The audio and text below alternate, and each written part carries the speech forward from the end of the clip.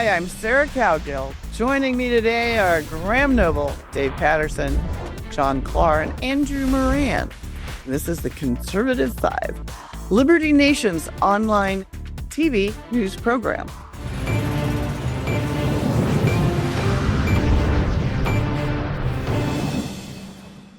President Trump started the new year off with a glamorous party at Mar-a-Lago and then went on to toppling Venezuelan dictator Nicolás Maduro in what number 47 called a brilliant military intervention that lasted about an hour and a half.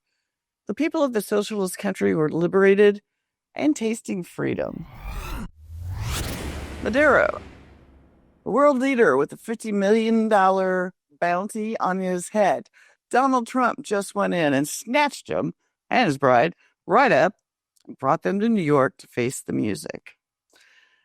All right, guys, I'm going to start with Dave because I don't know. I really don't know that much about this, and so I need some education myself before I discuss.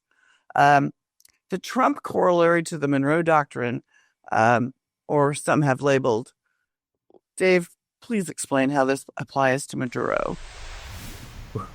Well, it all goes back to a foundational national security strategy, which came out about a month ago, that prioritizes Western Hemisphere as the focal point for keeping Americans secure.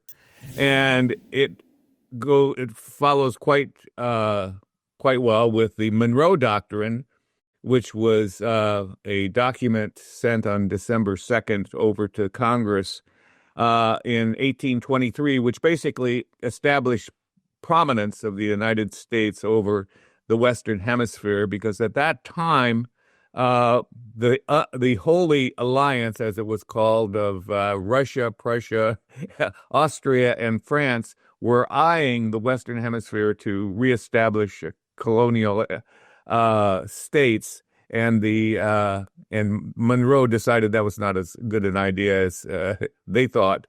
I think too, and it's essentially what Trump is saying. He's telling adversaries and transnational criminals that they have no place in Central and South America, and we will do what's necessary to ensure that they do not establish a presence. And what we're looking at is the likes of Hezbollah, Iran, Cuba, China, and Russia all tried to have a footprint in Central and South America, and President Trump is not having anything to do with that. I mean, was that the right move, or should they have gone somewhere else? I guess the Venezuelan thing was, on the hot stove. Well, they went where they could. Yeah. I guess you're right there. We have another. Oh, I almost cussed. Badass military man on panel, Graham Noble, and I'm going to ask him about the military operation itself. What did you see about that? Well, I mean, it was impressive. I guess it was well executed. I think the thing that impressed me the most about the whole thing is that an operation like this would have relied on intelligence that has been gathered possibly over a year or more from various means, in human intelligence assets on the ground, satellites, who knows, surveillance drones, all kinds of things.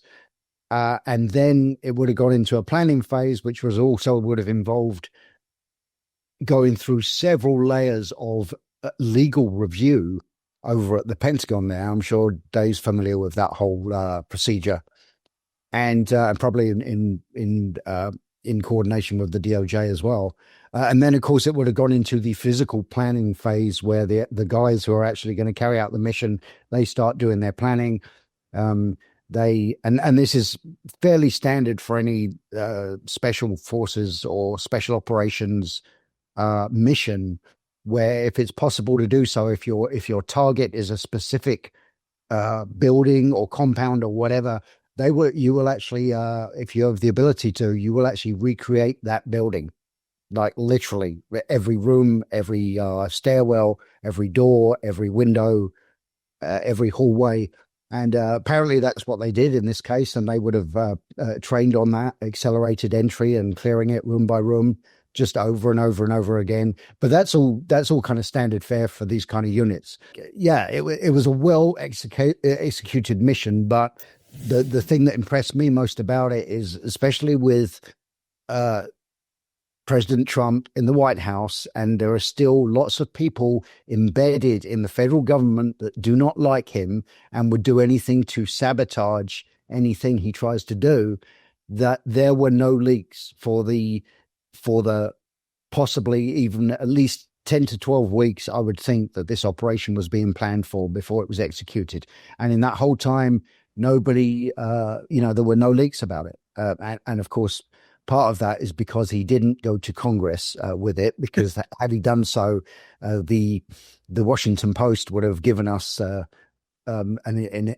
step-by-step guide to how the Yeah, absolutely. I mean, well, then we could all go do it if we wanted to on the 3rd of January. What the heck? Right. Generally, I mean, the execution of it, I mean, I could probably go into details from my experience of what assets I believe were on the ground and how many and how they went about the whole operation. But that's a whole other story. Some 200 U.S. forces took part in the operation. The extraction team on the ground only a short time, with no U.S. lives lost. And this was a big deal, snatching this guy up. And we call him the Venezuelan president. Of course, he was no longer the legitimate Venezuelan president anyway. And he'd already been indicted in the US. I think back in 2020, he was initially indicted. So this man was an actual wanted criminal. So the people who are saying that, it was illegal to do it, that's nonsense. But why was he indicted, Graham, in the first place? It was good. He was indicted for, I believe, mostly drug-related charges. Because if you read the indictment, and then Graham, I don't want to get in a fight with you. The last person I want to get tangled with. But if you read the indictment of when Nicolás Maduro arrived, they actually dropped the fentanyl trafficking charge in the New York court. And they also dropped the claim that the Cartel de las Soles is an actual organization. So it seems like they believe this whole fluid stuff where in 2020 was about fentanyl trafficking, and now it's not so much. To me, it's a stretch that this whole Venezuelan thing. I mean, they were taking out those drug boats. Oh, sorry, fishing boats. They were taking those out, and all this, and everyone was going on about the fentanyl and that. But this was never really the whole thing about Venezuela. It was never about the drugs. The drugs was the only way the drugs plays into it is that Maduro, most certainly, his regime and he personally was without a doubt profiting from drug-related revenues, let's say. And not so much the actual direct sale of drugs, but he was profiting from transnational organizations paying the Maduro regime to get safe passage within and through Venezuela. And because, of course, a lot of the drugs aren't actually originating in Venezuela, they're originating other places, but Venezuela had become a hub. But really, this was never about the drugs so much as it was about national security, about the fact that we got Venezuela welcoming in Russian and Chinese advisors and operatives and all kinds of other people. And, it was definitely becoming a country that was posed a danger to the United States, much more so than, say, Cuba. And that's what it was all about. And I think the whole going on about the drugs was never anything more really than a cover for the real reasons why they wanted to go after him. I don't mind Al Caponeing him. Get him on something and stick him in a hole. I agree. All right. Well, I was hoping Graham was going to say oil, not so much China. I was hoping to say the whole thing was about the oil. Not about all of it. Everyone always said whenever the US goes into any other country, everyone says, it's about the oil, it's about the oil. And okay, I'm not saying it's not about the oil because, look at how much oil Venezuela's got. I mean, that's kind of handy. That's kind of handy for us. And also it's better that we get it than the Russians or the Chinese or whatever. But I still think this was much more about asserting, coming back to Dave's talking about the Monroe or the Donroe doctrine. I think this was much more about asserting US kind of hegemony, if you like, over South and Central America. Okay, so I have a question that actually I was going to ask Dave that question too. If that is the case, then why can't China or Russia proclaim the exact same thing in their region of the world? I mean, why is the United States in helping Ukraine? If that has nothing to do at all with the United States and its backyard and the Monroe Doctrine, or Donroe Doctrine, I should say, then why is the United States there? Or why did the United States invade Iraq? Why are they doing any of these things if it's not in their backyard whatsoever? All right, guys. I think that they. Sorry, Sarah. Yeah, You got to make it quick, Dave, because I started. The answer is simple, and that is that for the first time, we've had a national security strategy that emphasizes the Western Hemisphere, and the United States activities in the other parts of the world do have to do with some of our interests in that area. You can't have Ukraine falling to the Russians. They'll see that as an opportunity for the Baltics to fall. And in the Pacific, Indo-Pacific, we have a real interest in Taiwan because of the chip manufacturing and other things that we get from Taiwan, and we don't want to see that fall into the orbit of China. All right. Hey, okay, I have one more question, John. I know this is going to hurt your feelings, but you got a minute. The president, does he really have the ability to go lone wolf or not? That seems big hang up. That's it. Yes. I think, it kind of, and the Monroe Doctrine, I think we have to look at Greenland now. That's also in our hemisphere, perhaps. A lot of to-do is being made about, well, obviously everything Donald Trump does is illegal. When he inhales oxygen, he is breaking some law. When he tries to stop immigration, when he tries to arrest pedophiles, it's all illegal.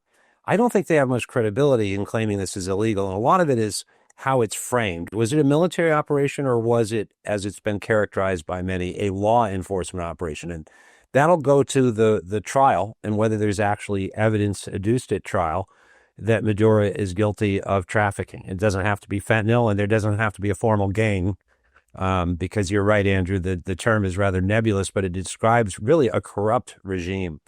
And Obama droned lots of people. And Donald Trump put Maduro's nephews on a sanctions list in his first term, which was lifted by Joe Biden. People don't realize the Biden administration was enabling this regime. And most people around the world recognize this was a truly oppressive regime. So it's ironic that the people hailing Mondami as the savior of New York are upset that their other socialist leader in Venezuela has been deposed. But I think Donald Trump is probably on pretty safe legal ground this time, especially because he didn't round up everybody else.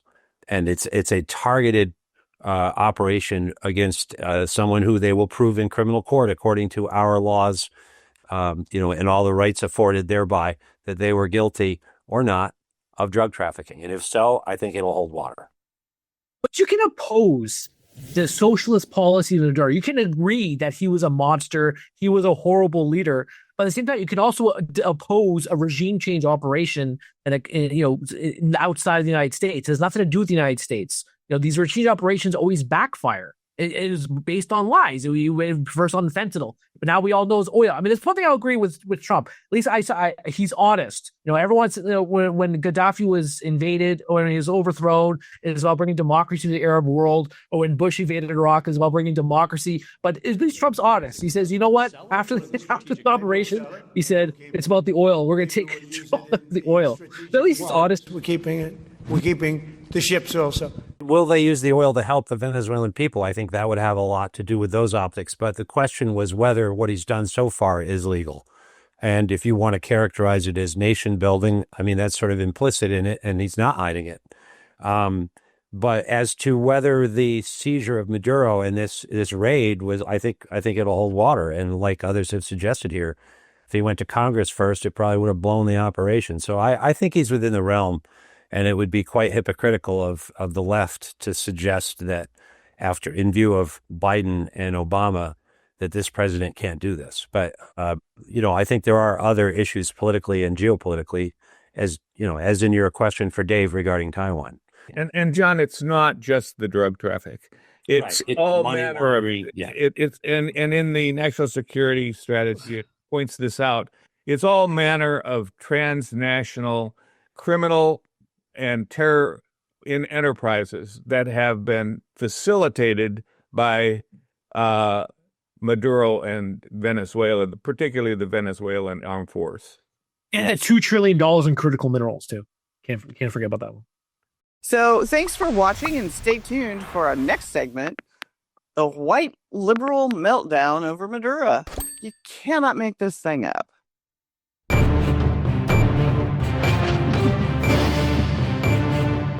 That's it for our Conservative 5 panel today. Check out our other C5 shows and segments on your favorite video platform. YouTube, Vimeo, Rumble, run them all. As well, Liberty Nation News has its own Roku channel where you can see all of our TV productions. Stop by and see our new aggregate polling operation, The Public Square. I'm your host, Sarah Cowgill. Thanks for joining us today, and get your fix of free thinking and free speech at libertynation.com.